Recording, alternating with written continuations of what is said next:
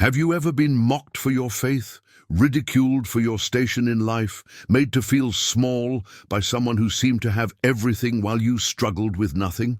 Today's story plunges into that raw humiliation, but it also carries within it a transformative message about grace under fire, about how our greatest trials often become the doorway to our most profound victories. What happens when the one who wounds you becomes the very person whose life depends on your mercy? Sometimes the debts we're called to pay aren't measured in currency, but in compassion, and the interest compounds not in percentages, but in providence. The dinner rush cascaded through Gabrielle's section like a tide she couldn't stem. Her fingers trembled slightly as she balanced the heavy tray, not from its weight, but from exhaustion that had settled into her bones over the past 40 days and nights of double shifts. The small silver cross at her throat caught the chandelier light as she moved between tables, a gift from her late grandmother that she touched reflexively whenever anxiety pressed against her chest. "Table 7 is getting impatient," hissed Beatrice, the head server, her words sharp enough to cut. "That's Mrs. Victoria Ashford Pennington. She owns half the commercial real estate in this city. Don't keep her waiting." Gabrielle nodded, straightening her black vest over the crisp white shirt that bore her name tag in elegant script. At 28, she had been waiting tables at the Golden Fork for 3 years, each shift a careful dance between dignity and desperation. The restaurant's opulent interior, mahogany panels, crystal chandeliers, and leather banquettes that whispered wealth with every creak, reminded her daily of the chasm between her world and that of the patrons she served. She approached table 7 with measured steps, notepad ready, professional smile carefully arranged, despite the bone-deep weariness that made her feet ache in the practical black shoes she'd bought second-hand. The woman seated there commanded attention without effort. Victoria Ashford Pennington, somewhere in her early 50s, wore prosperity like a second skin. Her blonde hair was pulled into an immaculate chignon that probably cost more than Gabrielle made in a week. Diamonds dripped from her ears and throat in a cascade of light, while her black designer dress spoke of boutiques where price tags were considered vulgar. Her perfectly manicured fingers, adorned with rings that could fund a small business, drummed impatiently against the white tablecloth as her companion, another well-dressed woman, checked her phone. "Good evening, ladies. My name is Gabrielle, and I'll be taking care of you tonight. May I start you with—" "We've been waiting for 12 minutes, Victoria interrupted, her voice carrying that particular tone of the privileged when mildly inconvenienced. Her eyes, sharp as winter frost, swept over Gabrielle with the kind of assessment that catalogued and dismissed in the same glance. "I have a charity board meeting at 8:30. We need efficiency, not pleasantries." "Of course, ma'am. What can I get for you?" Victoria's companion ordered first, something complicated with multiple substitutions that Gabrielle scribbled down quickly, her handwriting growing slightly messy as fatigue pulled at her concentration. Then Victoria spoke, each word precise and clipped. "The salmon, but I want it grilled, not pan-seared. No butter whatsoever. Use olive oil, but the imported kind, not whatever cheap substitute you have in the back. The vegetables steamed for exactly 4 minutes, no more. And the sauce on the side, warmed but not hot." She paused, noticing the small cross at Gabrielle's throat, and her lips curved into something that wasn't quite a smile. "My, how quaint. Still clinging to fairy tales in this day and age?" Gabrielle's hand stilled on the notepad. "I'm sorry? Your little necklace." Victoria gestured dismissively. "I suppose when one works in service, one needs something to believe in to make it through the day. Though I've always found that self-reliance and a good portfolio serve much better than prayers to an imaginary friend." Heat flooded Gabrielle's cheeks, but she kept her voice steady. "Is there anything else I can get for you?" "Actually, yes." Victoria's eyes glittered with something cruel. "I'm curious. You seem like an intelligent enough girl, despite your circumstances. Didn't anyone ever tell you that your God helps those who help themselves? Or are you waiting for some divine intervention to lift you out of this?" She gestured around the restaurant, her diamonds catching the light. "Because I can tell you from 53 years of experience, sweetheart, the only salvation comes from smart investments and knowing the right people. Not from wearing costume jewelry and whispering to the ceiling." Gabrielle's fingers found the cross involuntarily, its familiar edges a comfort against the sting of the words. Behind her professional mask, her heart hammered with a mixture of hurt and indignation. She thought of her mother, lying in a hospital bed across town, machines keeping her stable while bills mounted like snow in a blizzard. She thought of her younger brother, brilliant and desperate to attend engineering school, working construction to save every penny.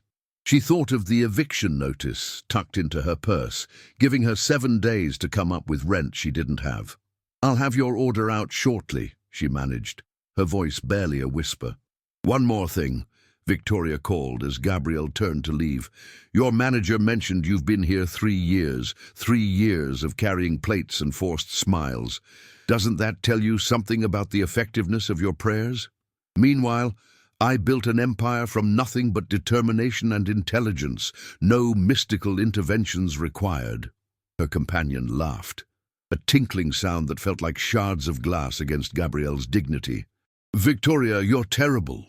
"I'm honest," Victoria corrected, sipping her wine, "which is more than most people can say.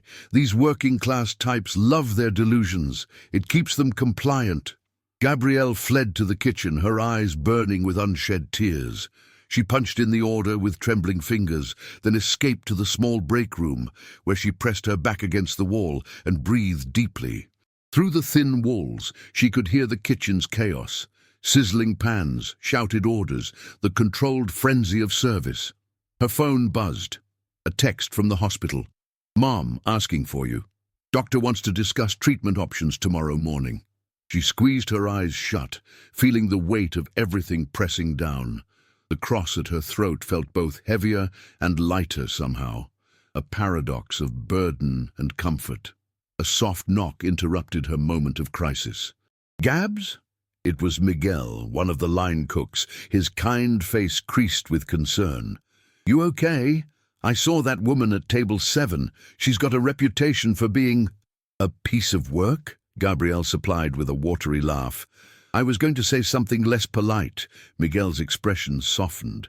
"Listen, her words don't mean nothing. I've seen you here every day, working harder than anyone, never complaining. That takes something more than what money can buy." "Thanks, Miguel." She straightened her vest, fixed her smile. "I better get back out there." The next hour passed in a blur of orders, complaints, and forced pleasantness.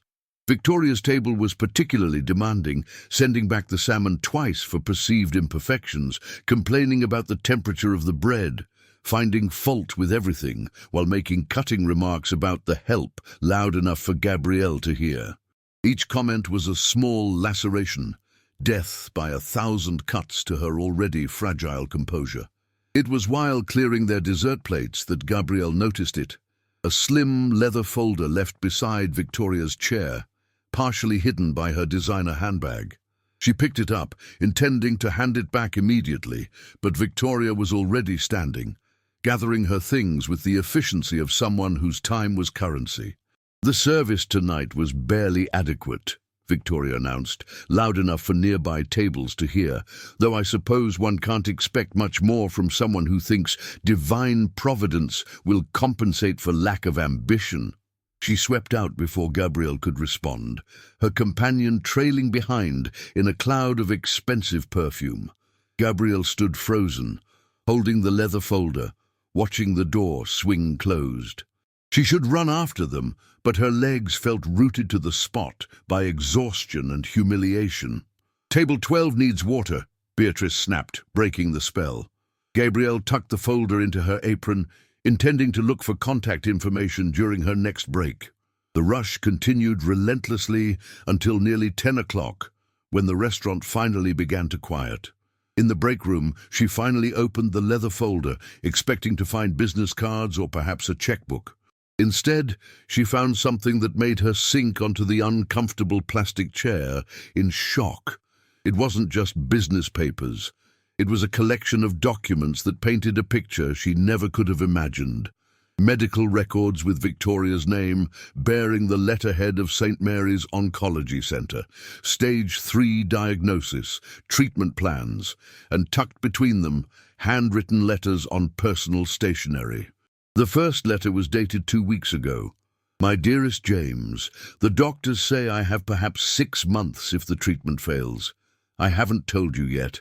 How does a mother tell her son such things? You're finally happy, finally free from the demons that haunted you for so long. Your 7 years of sobriety is the greatest gift you've ever given me. Even if you don't know, I know about the meetings, about your sponsor, about the faith you found that I mocked for so long. Gabrielle's hands trembled as she read on. Letter after letter revealed a woman terrified of dying, desperate to reconcile with a son she'd driven away with her cynicism and control.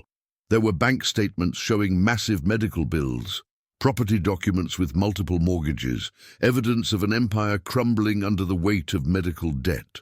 And at the bottom, a single photograph, Victoria, years younger, smiling genuinely while embracing a young man whose eyes held the same sharp intelligence but softened by something that looked like peace.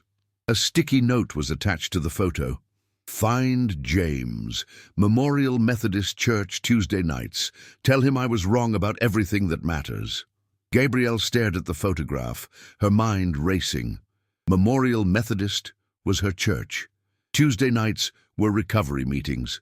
She thought of the quiet young man who sat in the back row, who went by Jim, who never spoke about family, but whose eyes carried a sadness that seemed infinite. The same sharp features, softened by humility, the same intelligent eyes, gentled by grace. Her phone buzzed. Another text from the hospital, this one with a number that made her stomach drop. The treatment her mother needed would cost $12,000. Insurance would cover part, but the remainder might as well have been $1 million for all the chance she had of raising it. She looked at the documents spread before her. Victoria's cruelty seemed smaller now, a desperate armor against terror. But it didn't erase the wounds of tonight, didn't make the humiliation less real. Gabrielle could simply leave the folder at the host stand. Victoria would call eventually, or not. It wasn't her responsibility to save someone who had torn her down so thoroughly, but her fingers found the cross at her throat, and she thought of Jim at church, always alone, always carrying that invisible weight. She thought of reconciliation deferred, of pride building walls that death would make permanent. She thought of grace, unearned and freely given, the kind that didn't make sense in Victoria's world of transactions and power plays.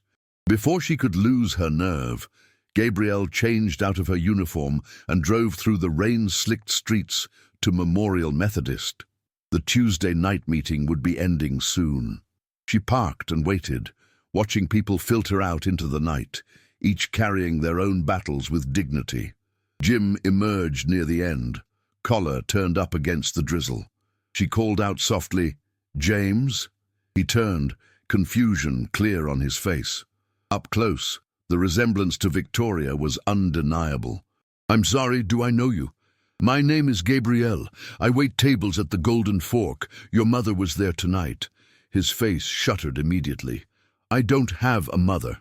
"Please." She held out the photograph. "Just look." He took it reluctantly, and she watched 7 years of hurt flash across his features. "Where did you get this?" "She left some documents at the restaurant." "James, she's sick, really sick. And these letters..." Gabrielle held out the folder. "I think you should read them." He backed away.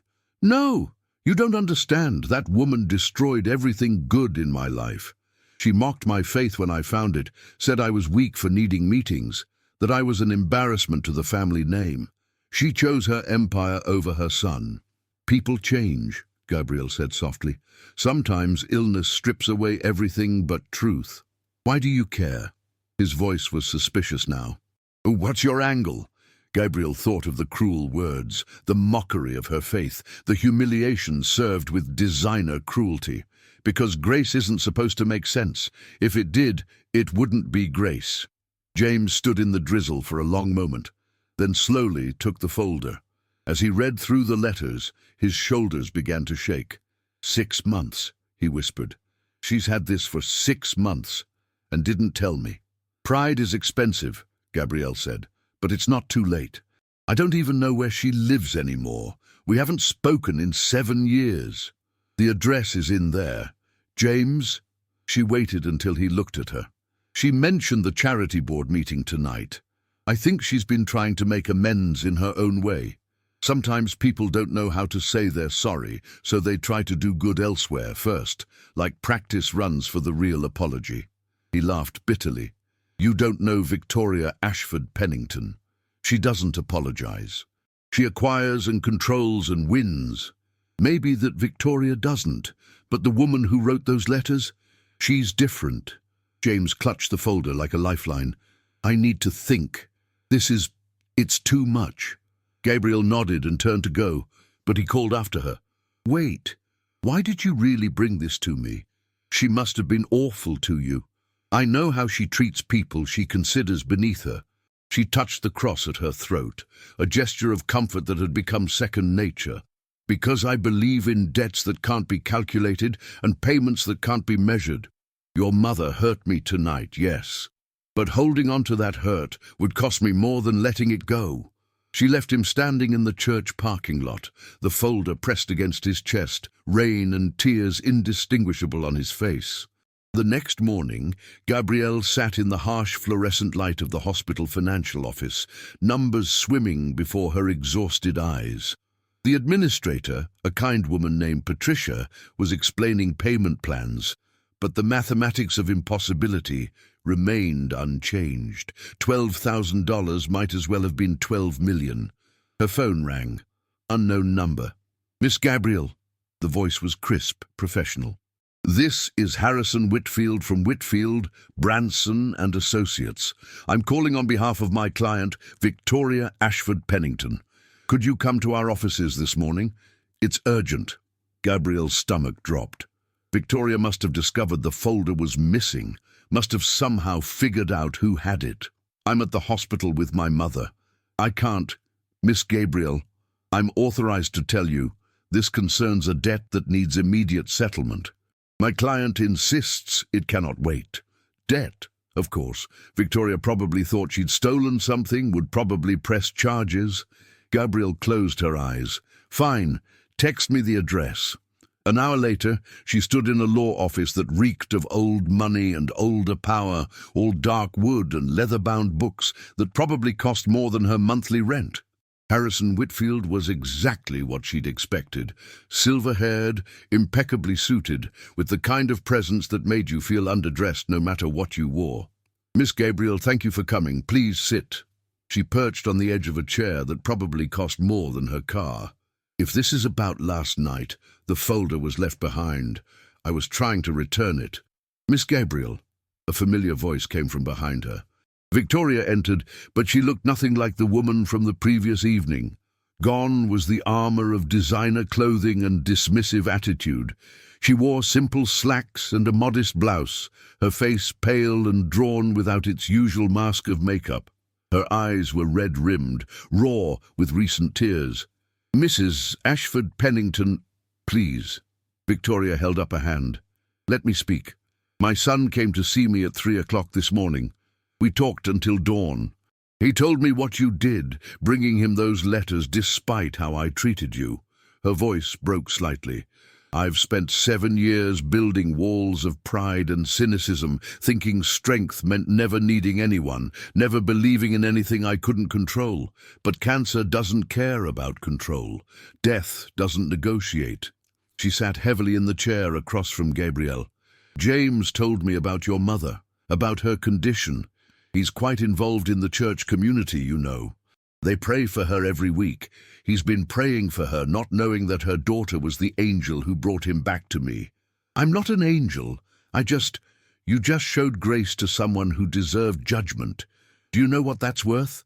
My son and I have 6 months now, maybe less, maybe more if treatment works, but we have time. That's priceless.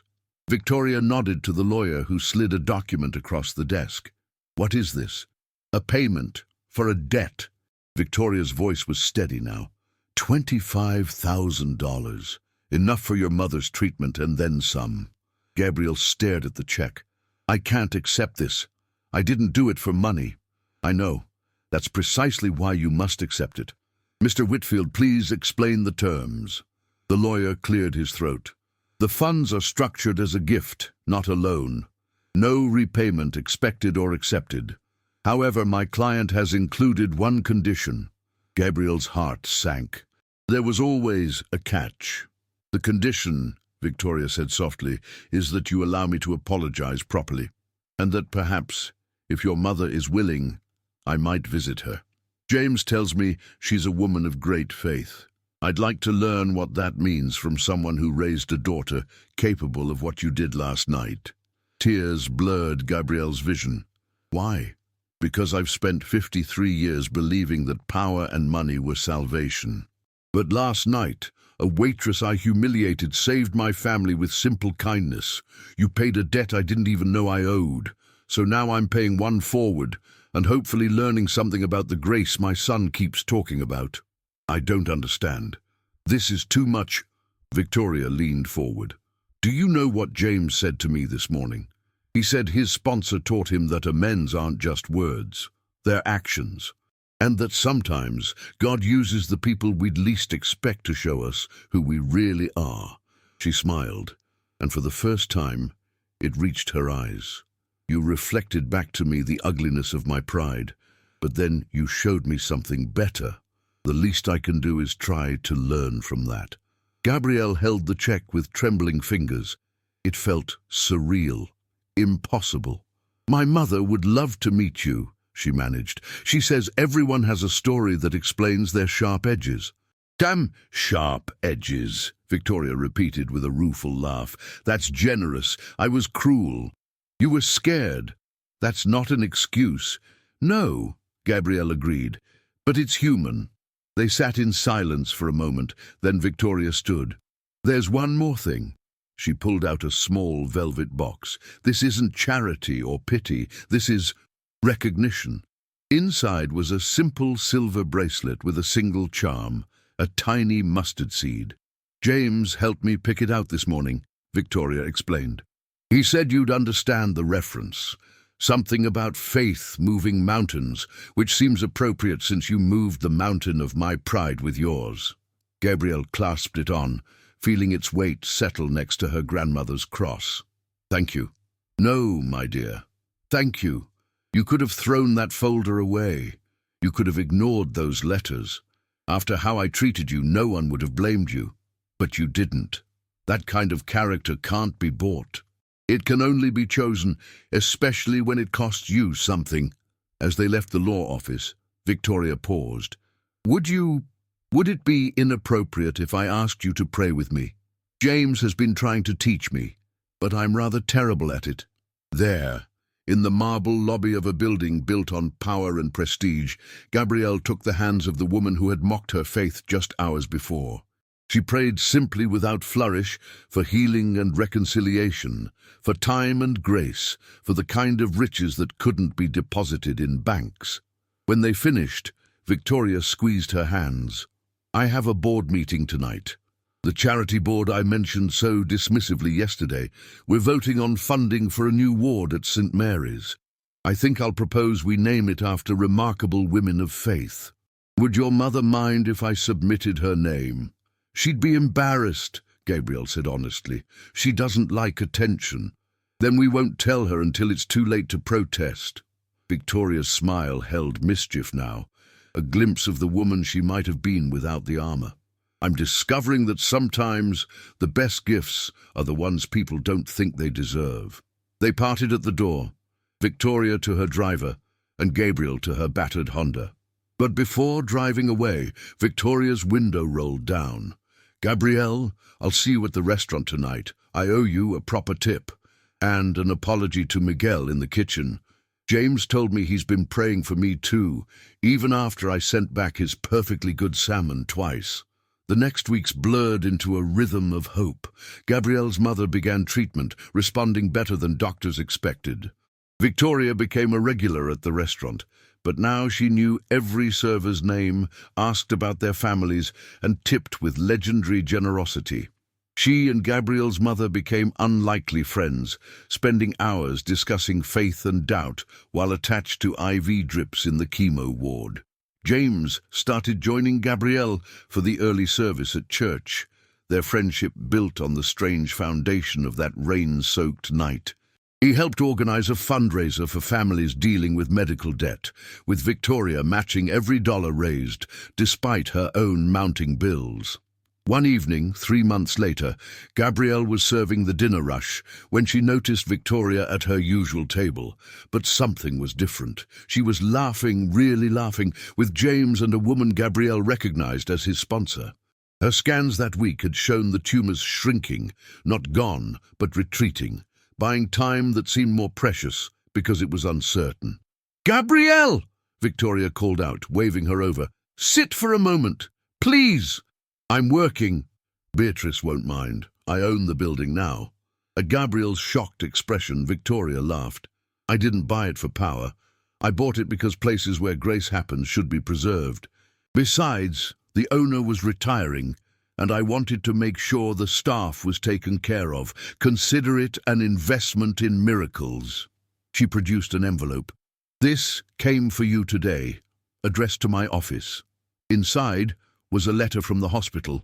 The ward funding had been approved, construction would begin in spring, and they were pleased to announce the Gabrielle Thompson Ward for Compassionate Care, named for a young woman whose act of grace had inspired an anonymous donation of $2 million. "I don't understand," Gabrielle gasped. "The ward was supposed to be named after my mother."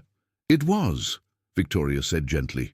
"But your mother insisted it be named after you instead. She said grace should be celebrated wherever it's found. The donation, however, that was from someone else." "Who?" James cleared his throat. "The recovery community.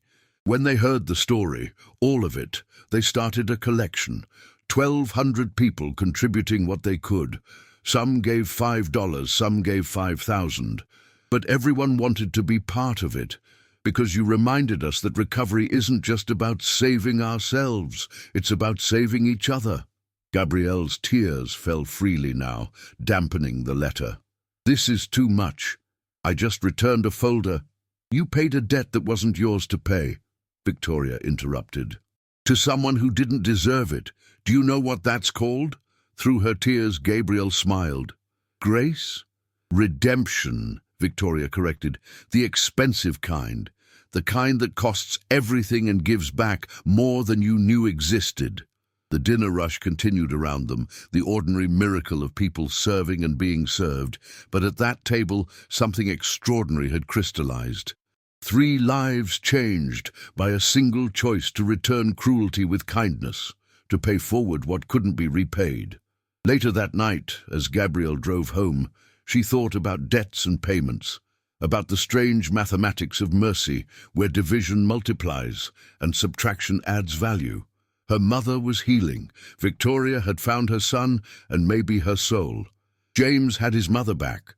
And somehow, in serving at tables she'd once resented, Gabrielle had discovered that the real treasures weren't in the tip envelope, but in the transactions of the heart. The cross at her throat caught the streetlight as she turned toward home, and beside it, the mustard seed bracelet sparkled with its own quiet light. Faith and works intertwined like silver and gold, proving that sometimes the smallest acts of grace could move the mightiest mountains of pride. In the end, Victoria had been right about one thing. Salvation didn't come from whispering to the ceiling, but she'd been wrong about everything else. It came from choosing love over justified anger, from paying debts with currency that couldn't be counted, from believing that even the hardest hearts could be softened if someone was brave enough to show them how. The eviction notice that had once seemed so final had been resolved with Victoria's gift, but that wasn't the real miracle. The real miracle was that 3 broken people had found wholeness in the breaking of bread, the serving of others, and the mysterious arithmetic of grace, where giving away what you couldn't afford to lose somehow meant gaining everything that truly mattered. As she pulled into her apartment complex, Gabrielle saw James's car in the visitor spot. He was helping her mother up the stairs, Victoria on her other side, all three of them laughing at something her mother had said. They'd taken to having dinner together every Tuesday after the recovery meeting, an unlikely family forged from humiliation, transformed into humility. "There she is," her mother called out. "Victoria was just telling me about the surprise." "What surprise?" Victoria smiled, that genuine smile that had replaced her sharp-edged smirk. "The restaurant is hosting a fundraising dinner next month for families dealing with medical debt. James had the idea to call it the Grace Table, where every meal served pays forward someone else's burden. And," James added, "Mum's offering to match every dollar raised, assuming her treatments keep working." "They will," Gabrielle's mother said firmly. "I've been praying." Victoria squeezed her hand. "So have I. Terribly, with lots of false starts, but apparently that still counts." They made their way inside, this strange fellowship of the formerly broken, and as Gabrielle set the table for dinner, she thought about that night 3 months ago, when cruel words had seemed like the end of something. Instead, they'd been the beginning of everything, proof that grace wasn't just a concept to be believed, but a debt to be paid, over and over, in the currency of compassion that enriched everyone it touched. The cross at her throat and the mustard seed at her wrist caught the warm light of home, twin reminders that faith without works was dead, but faith with works, that could resurrect anything, even hearts that had forgotten how to hope. Outside, rain began to fall, the same kind of rain that had fallen the night she'd returned the folder to James. But now it sounded different.